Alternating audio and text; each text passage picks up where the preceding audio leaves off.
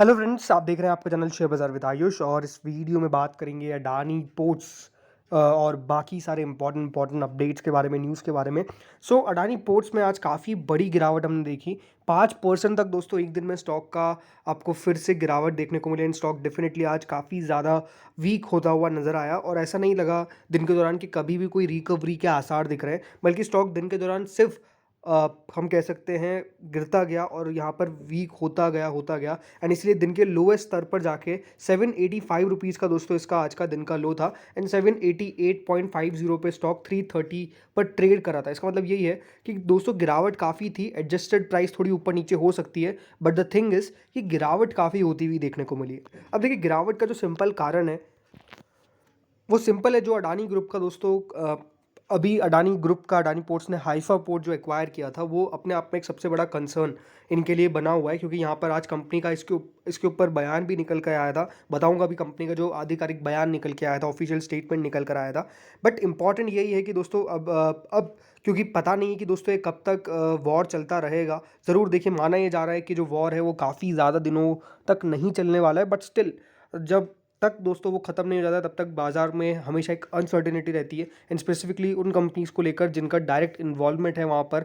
तो इसमें अडानी ग्रुप का हाइफा पोर्ट भी आ जाता है, जो डेफिनेटली कंपनी ने एक्वायर किया था इसी साल के अंदर। बट अब यहाँ पर देखना यही है कि कितना दिनों तक ये पूरा सिचुएशन चलता है, बिकॉज इससे अनडाउटेडली कंपनी के रेवेन्यू पर इफेक्ट पड़ता ही पड़ता है, क्योंकि दोस्तों बिजनेस जो भी आ रहा है वो एकदम से ठप पड़ जाता है और उसके बाद वहाँ से रेवेन्यू आना बंद हो जाता है, बल्कि और नुकसान की सिचुएशन क्रिएट हो जाती है। और इसीलिए अगर कंपनी के बयान को देखेंगे तो आप खुद समझेंगे कि हाँ, चीज़ें किस तरीके से उन्होंने साफ साफ कहा है कि we remain fully alert and prepared with a business continuity plan that will enable us to respond effectively to any eventuality. मतलब ये है कि हमारा जो बिजनेस प्लान है वो तो एक्टिव रहेगा ही रहेगा, लेकिन हाँ बिल्कुल हम कंटिन्यू वर्क करते रहेंगे और रिस्पॉन्ड करते रहेंगे, ताकि कोई भी अगर कुछ दुर्घटना भी हो जाती है तो हम उस पर इफेक्टिवली अपने आप को रिएक्शन दे सके। इस प्रकार की दोस्तों बेसिकली कंपनी ने बात बताई है। जो कंट्रीब्यूशन है हाइफा पोर्ट का टू अडानी पोर्ट्स, वो ओवरऑल कार्गो वॉल्यूम है, मतलब करीबन 3% के आसपास है। तो ऐसा नहीं कि बहुत बड़ा परसेंटेज है, बट स्टिल 3% के आसपास का दोस्तों वहाँ से कंपनी को बेसिकली वॉल्यूम मिलता है। और दूसरी बात ये है कि हाइफा पोर्ट एक वाइटल ट्रेड और टूरिज्म सेंटर भी है, क्योंकि ये जो पूरा मेडिटेरियन सी है वहाँ का दोस्तों कार्गो हैंडल करता है approx 99% of Israel maritime goods. तो 99% आप खुद समझ सकते हैं कि अपने आप में एक बहुत बड़ा फिगर है। बट वो अब अभी के लिए तो हम कह सकते हैं कि एक दिक्कत का सबक ही बनता हुआ देखने को मिलेगा। बट आप सबके दिमाग में यही क्वेश्चन होगा कि क्या ये एक अपॉर्चुनिटी है? तो मुझे लगता है कि on a scale of a longer term undoubtedly it's opportunity, इसमें कोई दोहराए नहीं है। और मुझे लगता है कि अगर अडानी ग्रुप की कोई भी सबसे बढ़िया कंपनी मानी जाती है तो वो Adani port undoubtedly at number 1 है, राइट। तो ये मुझे लगता है कि हाँ, अगर थोड़ा बहुत और गिरता है तो उसके बाद एक अच्छा स्पॉट होगा, not for the short term but for the longer term. Again मैं आपको बता देता हूँ कि यहाँ से इस स्टॉक के अंदर धीरे धीरे करके अक्यूमुलेशन होता हुआ नज़र आएगा और मुझे लगता है कि उसके बाद रिकवरी भी आ जाएगी। तो आई थिंक अगर थोड़ा बहुत और नीचे मिलता है तो ये एक अपॉर्चुनिटी क्रिएट बिल्कुल हो रही है, जिसके ऊपर आप सबको नज़र रखनी चाहिए। दोस्तों नेक्स्ट कंपनी है अवेंटल। तो Q2 रिजल्ट्स चालू हो चुके हैं और आज एवेंटल ने अपने नंबर्स भी पेश कर दिए हैं। अपने आप में देखिए काफ़ी दमदार स्टॉक रहा, मतलब काफ़ी अच्छे खासे रिटर्न्स इन्वेस्टर्स के अवेंटल ने बनाए। और हाल ही में दोस्तों स्टॉक का बोनस भी रिलीज़ हुआ था। बट ओवरऑल जो बड़ी बात क्या है कि वो है दोस्तों कंपनी के नंबर्स। तो आज दोस्तों कंपनी के नंबर्स निकल के आए। Q1 के तौर पे थोड़ा सा कंपनी के रेवेन्यू के तौर पे हम कह सकते हैं कि कमी देखने को मिली, बट स्टिल साल भर साल में कंपनी ने 50% की YOY ग्रोथ दिखाई है अपनी सेल्स के अंदर। जो 36 करोड़ के आसपास कंपनी की सेल्स थी वो 54 करोड़ के आसपास पहुंच चुकी है। प्रीवियस क्वार्टर में 68.9 करोड़ थी। तो हाँ, वहाँ से एक डिक्लाइन देखने को ज़रूर मिला है।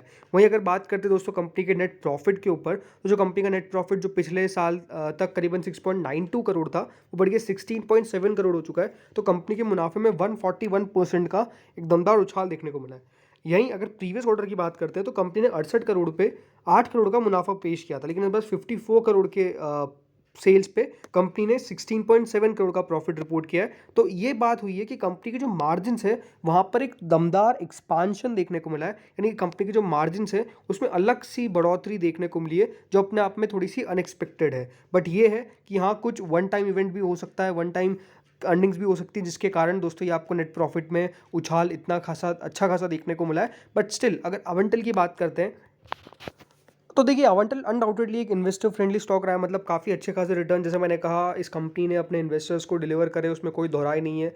और दूसरी बात ये है कि देखिए जिस बिजनेस को ये बिलोंग करती है, जिनको नहीं पता है, सैटेलाइट कम्युनिकेशन, डिफेंस से रिलेटेड ये सर्विसेज प्रोवाइड करती है। सो अनडाउटेडली इस पूरे सेक्टर के अंदर कंपनी ने काफ़ी बढ़िया प्रदर्शन किया है, इसलिए जैसे मैंने कहा कि इन्वेस्टर्स को काफ़ी अच्छे रिटर्न्स दिए हैं। बट ये बात ध्यान रखिएगा, ये एक ऐसा स्टॉक था जिसने सालों सालों तक कुछ नहीं किया, और अब जाके इस तरीके की वन वे रैली हम कह सकते हैं बेसिकली दिखाई है। हाँ, ये बात भी सच है कि कंपनी के नंबर्स भी अच्छे निकल कर आ रहे हैं, तो उसका भी पूरा सहारा आपको कंपनी पे देखने को मिल रहा है। बट यही है कि हाँ, कितने समय तक इस नंबर्स को कंपनी बनाकर रख सकती है। अनडाउटेडली जिस सेक्टर से ये बिलोंग करती है, ये सेक्टर काफ़ी बूमिंग है और यहाँ से और भी बढ़ता हुआ नज़र आएगा। हो सकता है कि जिस समय आई थी उस समय इस सेक्टर का इतना अ, हम कह सकते हैं बोलबाला नहीं था, या फिर कह सकते हैं उस समय तक कंपनी सही ट्रैक पर नहीं चल रही थी। बट अब ऐसा लग रहा है कि कंपनी ने ट्रैक भी सही चुना है, और अनडाउटेडली कंपनी अपने आप को दिखा रही है कि कितना दमखम है। अब देखते हैं कितना बढ़िया कल ये कर पाता है, या फिर जो Q1 के तौर पे कंपनी को थोड़ा सा प्रेशर झेलना पड़ा है इन टर्म्स ऑफ रेवेन्यू, क्या उसका असर पड़ता हुआ देखने को मिलता है, वो हमको कल तक पता चल जाएगा। अब देखते हैं कल कितना तेज़ी दिखाता है। अब बात करते हैं दोस्तों रेलवे शेयरों पे, तो आज रेलवे शेयर्स भी गिरते हुए नज़र आए। डेफिनेटली गिरावट जो है वो हमको देखने को मिली, और इसके पीछे का रीज़न क्या है? रीज़न है सिंपल, जो अभी दोस्तों हाल ही में एक इकोनॉमिक कॉरिडोर की बात हुई थी G20 समिट के अंदर। एंड G20 में कहा गया था कि एक पूरा रेलवे कॉरिडोर बनाया जाएगा, बेसिकली इंडिया से लगाकर ये अरब कंट्रीज़ तक जाएगा। और ये जो था ये कहा जा रहा था कि इंडिया, UAE, सऊदी अरेबिया और इज़राइल ये कंट्रीज़ होगी जो इसके अंदर इंफ्रास्ट्रक्चर प्रोवाइड करेगी। और यहाँ पर माना जा रहा था कि ये मिडिल ईस्ट के अंदर एक बहुत बढ़िया काम करेगा, और अनडाउटेडली एक नया हम कह सकते हैं कि यहाँ पर इवोल्यूशन के ऊपर सब कंट्रीज़ का फोकस था। बट अनडाउटेडली जो आज हुआ उसके कारण अब इसके ऊपर भी अपने आप में एक क्वेश्चन सा बनता हुआ नज़र आ चुका है, जो India middle east Europe economic corridor है, कि वो क्या हो पाएगा। क्योंकि इसके अंदर दोस्तों ship to rail transit network basically create करना जाना था। जो प्रोजेक्ट जो था वो सपोज ये था कि सऊदी अरेबिया से लगाकर इज़राइल तक, जिसमें सऊदी की ये था कि वो सपोर्ट ज़रूर करते हैं हमास को, लेकिन बातचीत चालू हो चुकी थी इज़राइल और इन सब के बीच में। लेकिन बट अब ये है कि क्योंकि देखिए एक ऑल आउट वॉर हम स्टार्ट होता हुआ देखने को मिल चुका है इज़राइल और हमास के बीच में, तो यही है कि अब सऊदी अरेबिया का क्या स्टैंड रहता है। बिकॉज याद रखिए अरब वर्ल्ड की पॉलिटिक्स भी अपने आप में बहुत अलग है, तो वो भी एक हो सकता है कि इसके ऊपर क्वेश्चन मार्क डाल दे कि क्या ये कंप्लीट हो भी पाएगा, या फिर कंप्लीट छोड़िए कि स्टार्ट भी हो पाएगा। कंप्लीट तो अभी काफ़ी दूर की बात है, तो ये अपने आप में क्वेश्चन अभी बनता हुआ नजर आया। इसके कारण ही दोस्तों आज जो रेलवे से जुड़ी कंपनीज थी, जो इंफ्रास्ट्रक्चर कंपनीज थी, भले वो RVNL हो, इरकॉन हो या फिर IRFC हो, इन सब के अंदर काफ़ी आपको गिरावट देखने को मिली। इन स्टॉक्स डेफिनेटली गिरते हुए नजर आए। बट ये है कि हाँ, जब तक दोस्तों ये चलता रहेगा तब तक तो काफ़ी मुश्किल है। बट इसके बाद देखना ये होगा कि किस तरीके से काम होता है, क्योंकि ये जो प्रपोजल था ये ग्रीन हाइड्रोजन के ऊपर भी था। तो काफ़ी सारी चीज़ें थी दोस्तों जो G20 हाल ही में हुई है, उसके अंदर काफ़ी सारी डील साइन की गई थी। अब यही देखना है कि आगे चल के ये कहाँ तक पहुँच पाती है। बट डेफिनेटली गिरावट काफ़ी हुई है, और यहाँ से थोड़ी बहुत और होने की एक्सपेक्टेशंस पूरा बाजार करके चल ही रहा है। दोस्तों जो अगली खबर है वो ये आ रही है कि 28 और IPOs आ सकते हैं अगले 6 महीनों के अंदर, जिसकी वैल्यू ऑलमोस्ट 38,000 करोड़ रुपीस बताई जा रही है। जी हाँ, अगले 6 महीनों के अंदर 28 प्लस IPOs आ सकते हैं, और ऑलमोस्ट 38,000 करोड़ से ऊपर के IPOs हम देख सकते हैं। देखिए फर्स्ट हाफ 2023 के अंदर ऑलमोस्ट 31 कॉर्पोरेट्स अपना IPO लेकर आए, जो वैल्यू ऑलमोस्ट 26,300 करोड़ थी। और अब माना जा रहा है कि अगले 6 महीनों के अंदर काफ़ी और IPOs आपको आते हुए देखने को मिल सकते हैं। इसके अंदर जो मेजर कंपनीज़ है, इसके अंदर Oyo, Tata Technologies, JNK India, Dom Industries, Apeejay, Surendra, Park Hotels, Pack Durables, BLS E Services, India Shelter Finance Corporation, Cello World, RK, Swamy, और भी बहुत सारी कंपनीज है, Flair Writing Industries, Go Digit Insurance, ये सब कंपनीज बेसिकली अपना IPO लेकर आ सकती है। बट अभी तो सबसे बड़ा जो IPO का वेट हो रहा है वो टाटा टेक्नोलॉजीज़ का है। अब ये देखने की कब तक ये IPO आते हैं, लेकिन डेफिनेटली IPO मार्केट काफ़ी ज़्यादा और एक्टिव रहने की बात जो है वो हो रही है अगले 6 महीनों के अंदर। बाकी दोस्तों एक इम्पॉर्टेंट इवेंट के बारे में आज अनाउंसमेंट हो चुकी है, वो है दोस्तों 5 स्टेट्स के इलेक्शंस। जी हाँ दोस्तों, आज इलेक्शन कमीशन ने 5 स्टेट्स के इलेक्शंस के बारे में अनाउंसमेंट कर दिया है। इसमें मिज़ोरम 7 नवंबर को वोट डालते हुए नजर आएंगे। मध्य प्रदेश में दोस्तों 17 नवंबर को वोटिंग होगी। छत्तीसगढ़ में 2 फेज़ में इस बार चुनाव होने वाले हैं। पहले 7 नवंबर तक होंगे, उसके बाद 17 नवंबर को सेकंड फेज़ होगा जब चुनाव होगा वहाँ पर।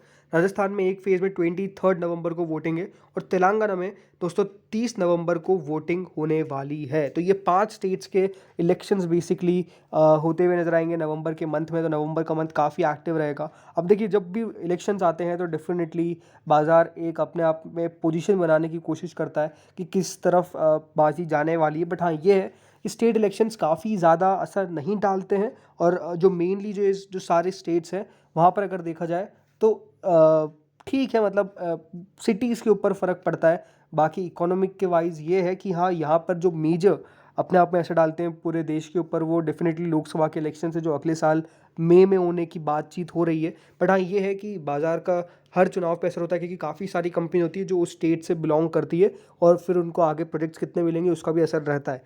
ये है कि यहाँ ये इलेक्शंस होंगे और 3 दिसंबर को इन पाँचों चुनाव के नतीजे निकल कर आने वाले हैं।